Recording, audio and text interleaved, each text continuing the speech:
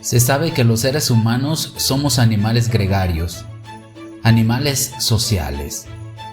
Parafraseando al neurocientífico argentino Facundo Manes, dice que la única forma de entender el funcionamiento del cerebro es estudiándolo mientras éste interactúa con otro. Así que a propósito de la interacción social, y ya entrados en épocas decembrinas, me siento interesado en compartir contigo un análisis desde el punto de vista psicológico de la Navidad, debido a la especial atracción y entusiasmo que despierta en un gran porcentaje de la población. Aunque por supuesto, también es interesante conocer el origen de esta celebración en México. Compartir costumbres y tradiciones socioculturales despiertan en nosotros sentimientos profundos y satisfactorios, pues refuerzan los vínculos y dan un sentido de pertenencia, especialmente aquellos compartidos con los amigos y la familia. La Navidad es una palabra derivada del latín nativitas, que significa nacimiento. Es uno de los principales festejos del cristianismo que marca el nacimiento de Jesús de Nazaret. Historiadores señalan que la primera Navidad, propiamente mexicana, de la que se tiene registro fue en 1526, en la que entonces se conocía como la Nueva España. Cuando los evangelizadores llegaron, en su afán de difundir la religión, buscaron aprovechar puntos de contacto que facilitaran la conversión de los indígenas. Por ejemplo, los aztecas celebraban en invierno el nacimiento de Huitzilopochtli, dios de la guerra, coincidiendo con la época de Navidad. Pedro de Gante, tras dedicar mucho tiempo a aprender y asimilar la lengua náhuatl y las costumbres indígenas, le describe a Carlos V cómo introduce las fiestas decembrinas dentro del proceso de evangelización. Así, detalla cómo había transformado las costumbres indígenas como las danzas y los cantos en ritos cristianos, dando como resultado los nacimientos, las pastorelas y posadas. El 25 de diciembre es el día elegido para celebrar este acontecimiento, y con el pasar de los años se fue convirtiendo en una tradición familiar en la que todos se reúnen y comparten algunos alimentos sin que necesariamente de un festejo religioso se trate. En México, la costumbre de pedir posada se hace como una representación del peregrinaje por el que tuvo que pasar María y José, y al igual que como se introdujo la celebración de la Navidad, los indígenas solían celebrar la llegada de Huitzilopochtli con el llamado mes del Panquetzalistli, en el que también realizaban un peregrinaje antes del nacimiento del dios de la guerra, por lo que no fue difícil cambiar un poco la costumbre e introducir a los personajes religiosos. Romper la piñata es otra de las tradiciones más arraigadas en México, en la que se coloca una piñata con 7 picos, en representación de los 7 pecados capitales establecidos en la Biblia. Sin embargo, para los aztecas, esta tradición consistía en golpear un recipiente cubierto de plumas, hasta que se rompía y pequeños tesoros caían a los pies del dios. Pero en lugar de representar los 7 pecados capitales, para los indígenas esto era una representación entre el bien, el niño que golpearía el recipiente, y el mal, el recipiente en sí.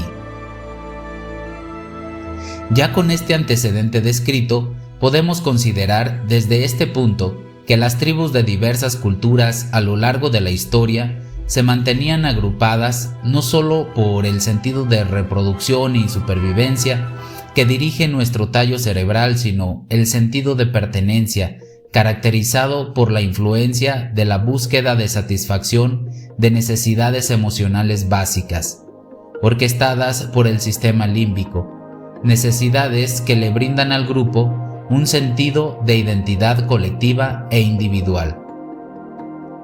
Cabe considerar que todo organismo está marcado por 2 fenómenos: la identidad individual y la identidad colectiva, que supone una interacción constante. Así, una célula de nuestro cuerpo tiene su identidad individual e interacciona para un órgano en común, y cada órgano en común para un organismo en común, que expresa una identidad colectiva. Así que cada persona en Navidad tiene la oportunidad para satisfacer sus necesidades emocionales básicas mediante el cobijo de la identidad colectiva. Ahora, aunque no todos celebran la Navidad desde un sentido de religiosidad, se pueden apreciar una gran diversidad de fenómenos asociados a la percepción de dicha celebración. La Navidad afecta a la mente humana de muchas maneras. Es capaz de estimular la alegría, la nostalgia, la emoción, la inquietud y el estrés, en ocasiones al mismo tiempo. La Navidad es uno de los festivales humanos más psicológicos, en el sentido de que refleja por un lado el terror visceral a la oscuridad, que caracterizó las experiencias más tempranas de la humanidad en el invierno.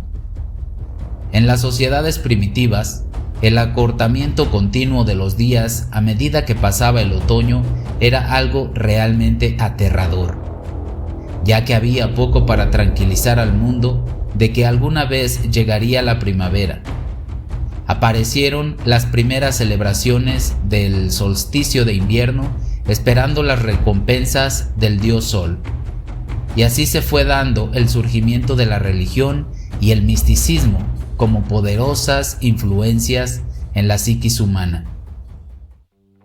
Avancemos a través de los milenios, hasta el día de hoy, en que tenemos nuestra Navidad globalizada y familiar, repleta de compromisos, coreografías sociales de intercambio de regalos, una constante creación de alegrías y casi una consecuencia obligatoria en el trabajo. Las celebraciones en torno a la Navidad estimulan la necesidad básica de pertenencia en el ser humano, donde se busca el logro de la aceptación y el afecto, así también el sentido de identidad y un espacio pertinente para la expresión de emociones y deseos y el ejercicio de la espontaneidad y el juego, características de la primera infancia. Desde el marco de las investigaciones en psicología social, se puede conocer cómo los sentimientos moldean el pensamiento y viceversa. Por ejemplo, los esquemas son mapas mentales que permiten organizar y utilizar la información social. El impacto de los estados de ánimo en nuestras percepciones del mundo que nos rodea se aplican tanto a las personas como a los objetos. En otras palabras, nuestros estados de ánimo actuales pueden afectar fuertemente nuestras reacciones a los nuevos estímulos con los que nos encontramos por primera vez, independientemente de si estos son personas, comidas o incluso territorios que no habías visto antes, llevándonos a percibir estas situaciones más favorablemente. Además, el afecto influye en la cognición, impactando en la memoria. Aquí tienen lugar dos tipos de efectos diferentes, aunque relacionados. Uno es conocido como la memoria dependiente del estado de ánimo. Este se refiere a que lo que recordamos mientras nos hallamos en un estado de ánimo dado puede estar determinado en parte por lo que nosotros aprendimos cuando previamente estuvimos en ese estado.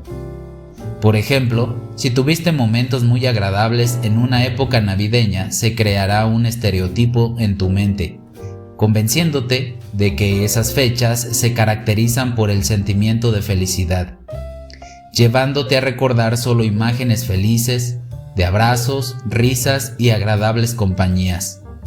Y además, estarás más propenso a recordar ese momento cuando te encuentres en un estado emocional similar. El segundo tipo de efecto, muy relacionado con el anterior, es conocido como efectos de congruencia con el estado de ánimo. Este se refiere al hecho de que somos más propensos a almacenar o recordar información positiva cuando nos hallamos en un estado de ánimo positivo y de almacenar o recordar información negativa cuando nos encontramos en un estado de ánimo negativo. En otras palabras, recordamos o percibimos información que es congruente con nuestros estados de ánimo presentes. Si en ese momento te sientes feliz, recordarás momentos felices y te enfocarás solo en lo positivo de tu momento presente.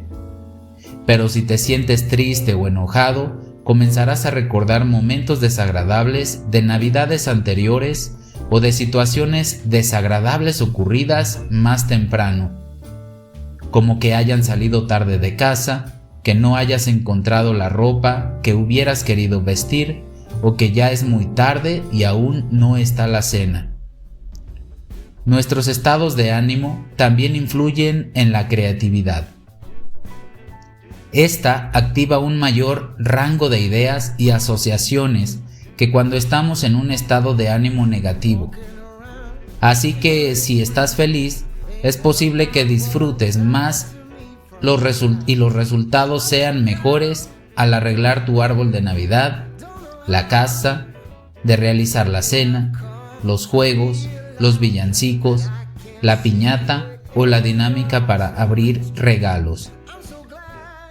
Y si ya estabas listo para ir de compras, espera un poco y escucha este otro fenómeno de gran relevancia, denominado contaminación mental.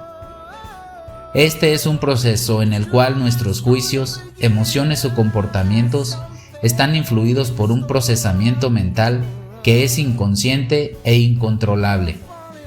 Hemos entrado al mundo de la sugestión y las empresas de marketing lo saben. Así que se encargarán de bombardear tus sentidos con información asociada entre consumismo y un estado emocional de bienestar.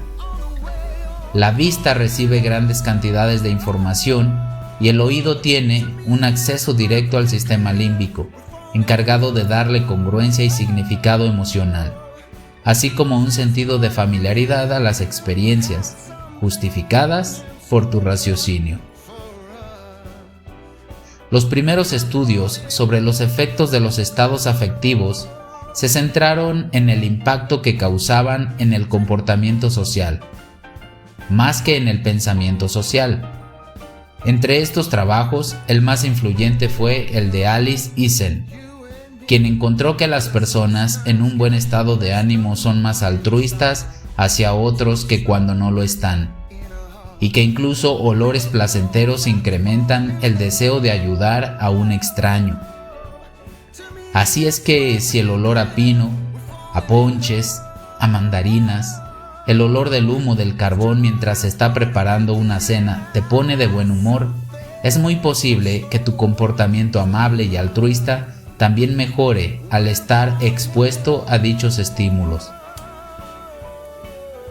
Bajo esta misma línea de estudios, Park y Bangi predijeron que estar de buen ánimo podría llevar a los individuos a confiarse excesivamente en los estereotipos, porque estos marcos mentales, de hecho, reducen el esfuerzo mental, y cuando la gente está de buen ánimo, no quiere que nada les afecte.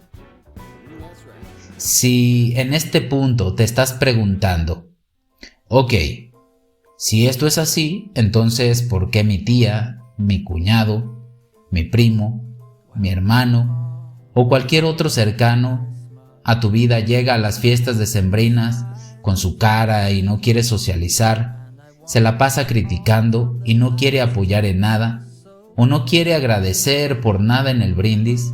Se debe a que los estados de ánimo positivos incrementan nuestra tendencia a emplear atajos mentales, tales como los estereotipos o los heurísticos, mientras que estados negativos no generan tales efectos. En la Navidad podrás presenciar o experimentar una gran diversidad de sentimientos o fenómenos, como lo son la euforia, tristeza, frustración, consumo desmesurado, indiferencia, angustia, generosidad y benevolencia, o incluso hipocresía. Si en esta Navidad tu estado de ánimo es positivo, entonces podrás expresar tu afecto bajo cualquiera de los lenguajes del amor propuestos por Gary Chapman. Dar y recibir regalos, al pie del árbol de Navidad, en el nacimiento, junto a la chimenea o la fogata, en la sala o cualquier lugar especial de la casa. Expresar palabras de afirmación al reencontrarte con quien no veías desde hace tiempo.